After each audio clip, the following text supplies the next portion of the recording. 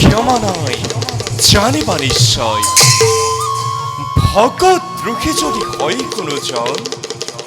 সিজনৰ ক্ষমা নাই জানিবা নিশ্চয়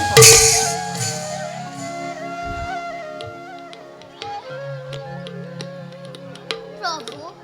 ক্ৰোধা নলে তথ্য হৈ হেৰুৱাই হিতাহিত জ্ঞান তোমাৰে সেৱক দুয়ো জয় আৰু বিজয়ক অভিশাপ দিলো ভয়ংকৰ তাৰ বাবে অনুতপ্ত হলো সিদ্ধগণ দুখ আমি কৰিছো স্বীকাৰ দণ্ড দিয়া জগন্নাথ ভিৰ পাতি লম আমি বিধাতাৰ আশীৰ্বাদ বুলি নকৰা নকৰা অলপ আক্ষেপ অভিমানী সেৱকৰ দৰ্প শূন্যৰ ক্ষেত্ৰত অভিশাপ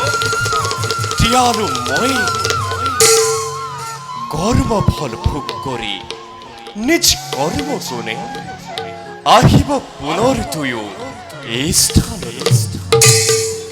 গতিকে সিদ্ধগণ অতএৱ মনৰ সন্তাপ এৰি